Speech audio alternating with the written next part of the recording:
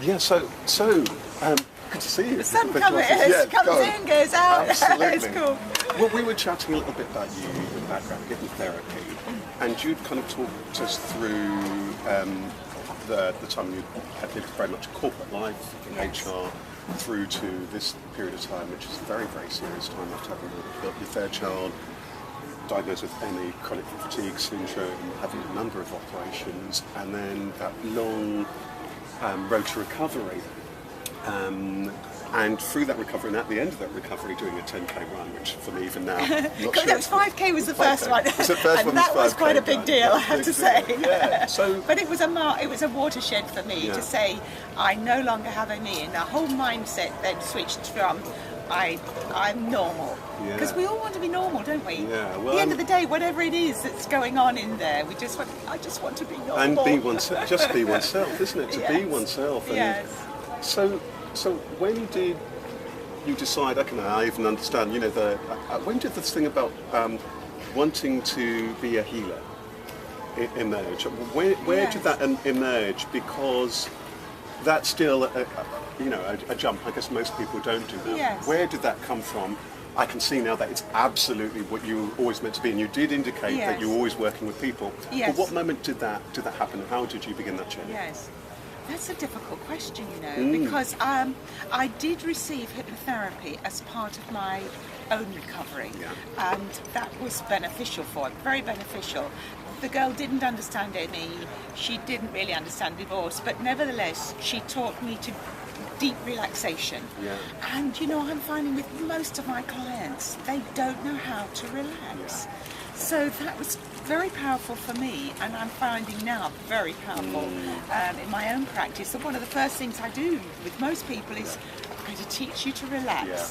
I think it's very, very powerful, isn't it? I mean, I think a lot of the work that I do is getting people to be still, getting the mind to be still, getting the mind to be quiet, because that's the place where... That's where change can happen. That's where change can happen, and when one's just far more at peace with oneself. And that, when you talk about the conscious and the unconscious, where there's just that natural balance, there's far more calm, quiet, one's not as possessed or caught up in the thoughts and all the ideas or this or that and all this stuff, the head stuff. They're just far more in balance. Yes. And I guess that's great news for people who are thinking of hypnotherapy or such like. They realise actually this is about just that deep, and it's just that reconnection, stopping the look and recentering you here, which is just a beautiful happening. So you talked about having had...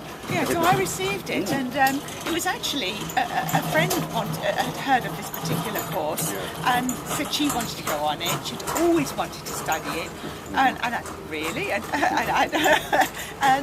so she said, come on, Di, let's do it together. And I did know that I didn't want a corporate, stressful, long hours sort of environment anymore. I've been there, done that. I knew that I had to be conservative with myself to be able to pace myself. I didn't know what the future held. I had to really go gently. And I thought, well, actually, I could book in clients from sitting with my feet up. They won't know if I'm on the phone. They won't know. I can pace the clients in terms of not be too busy. I can work part-time. So from a pragmatism, realising this isn't, I don't want to do this corporate thing anymore. Partly going on this journey, because I asked this because I think it's really interesting, and I think that your journey reflects many people who, this point whereby whatever happens, and suddenly we've got to completely reevaluate. Yes. Ill health, serious health, bereavement, separation, whatever it is. You really got to pace yourself mentally, physically, emotionally. And ask yourself, what's really important to me now? And so then you went on this training and so on. And then once you trained and started working with people, did you realise, this it was magical for me. I came alive again. It's like I really opened up I've landed, I've arrived, this is what I'm meant to be doing, and it's just developed from there, where it was things like, it was predominantly smokers originally, but now people say, what do you mostly help people with? I say, whatever walks through the door. And you see, the point is that whatever walks through the door can present as smoking, it can present as alcohol, it can present as chocolate or junk food. It's what's going on behind it Yes. that's the interesting thing. And do you think that there is a link between the people who come to the door for you and your own story in that? Well, I'm wondering there's something about the journey that you've been on, which for me means that anybody can walk through that door and know that there's an understanding Yes. of who they are, where they've been, and the journey that they're on. So do you find that is there a link between the whole journey that you've walked and the road so. that you're walking now? I think so. I think there is. I think at the time, I really thought it was the end of my life, and that I felt like an elderly lady when I was there with my wheelchair, a carer. I couldn't even look after myself. I remember actually going to a medium because someone said that that's what I should do, and she said that I was going on to help a lot of people. And I thought, that's absurd, I can't even help myself. Yeah. So I just dismissed that out of hand at the time. But, now, 10, 12 years on, I've helped over 2,000 clients. And you think of the impact of those 2,000, the effect on their families and so on. Yeah, and you've done work here, you've done work abroad, you've done... Europe, in Middle East, corporate, private, working not only with habit removal for smoking and that sort of thing, but also people with ill health, with, obviously close to my heart, people with ME, fibromyalgia.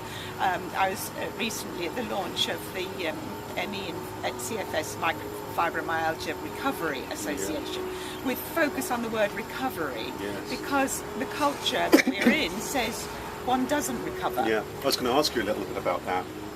Yeah.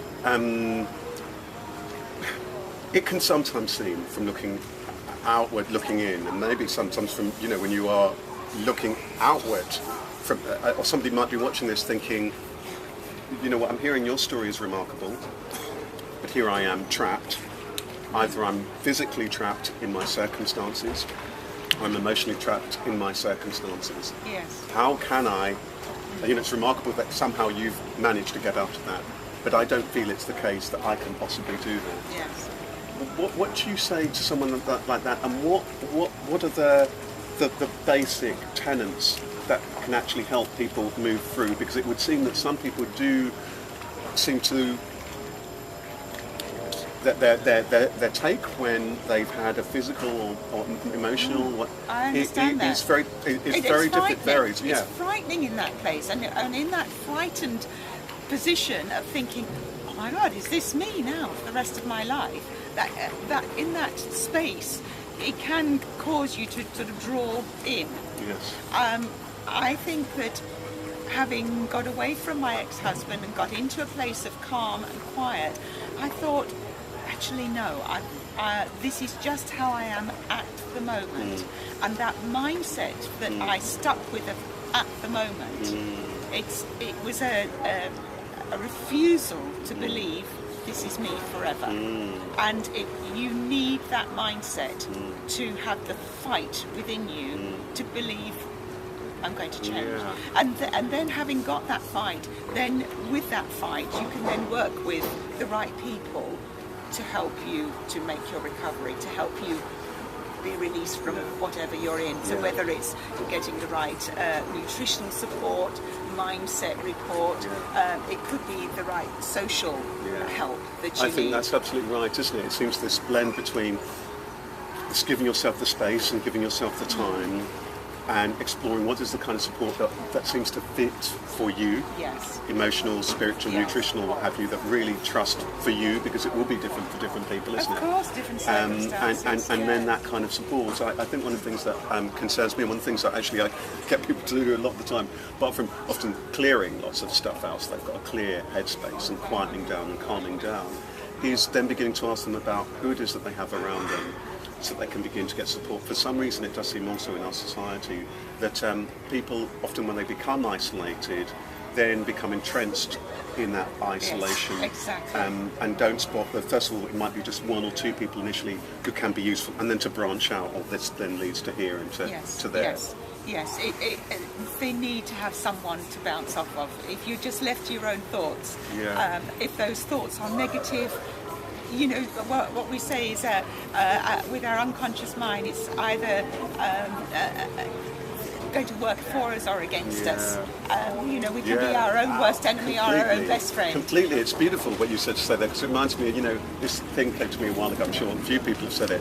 But, you know, you can either see life as something that happens to you or something that happens through you. Exactly. You know, Yes. you can either see it those particular kind of ways, isn't it? And tell me, what do you enjoy most about your work now? It sounds probably all of it, because I'd imagine that no 2 days are the same, and different people Exactly. come through the door. What is it about this work that makes you continue to enjoy Well, it? I'm passionate about helping people be themselves, and I know that you know you would concur with that. I'm sure with what you. It's being themselves instead of feeling a victim of what they're going through. Yeah.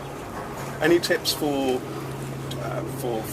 you know, just to conclude, in anyone who's kind of feeling either that they've got a habit that they feel isn't working for them, or that they just feel that at a low ebb, any just general tips? Because I know that one of the things that you've subscribed to and it's come through your story is, first of all, taking that time, and then also being very mindful about everything from one's nutrition to one's lifestyle. I know for you, keeping healthy, eating healthily, That's right. going for runs and so on is very, very important, just to keep the whole mind, body, spirit Exactly. thing. Yes. Any general tips that you would just share with people generally for their health and their well-being, emotional and physical, from your experience? I Especially think, for those people who feel that they can't do it, you know, because that's the many people who do feel, well, no, I'm now too old, I'm too heavy, Yes. I'm too caught up in this trap, my life is too difficult, I'm not worth it, particularly for those people. the fact is, it's never too late. It's never too late. I now think of that period of ME, I describe it as being the siesta of my life. That's beautiful. So I've had my siesta and I'm now off again. And the fact is that it can be the same. If you have a feeling of gratitude within you, and remind yourself as you go to sleep at night, Yes. gratitude of your things that you are blessed for. And I remember during my darkest time, I used to have it as a thing that I smiled before I went to It's sleep. beautiful. It's beautiful. One of the things I do every morning, actually, is quite a recent thing, is just to be thankful, first of all, for being here. Yes. Because I just think that's not something to be taken for granted. For actually being here, for everything that is here. I mean, I was just thinking the other day, actually, it's a roof over my head. I can't, you know, I've always been lucky that that's been there. Whatever it is then, whoever it is happens to be there in life and alive and so on, just to be alive.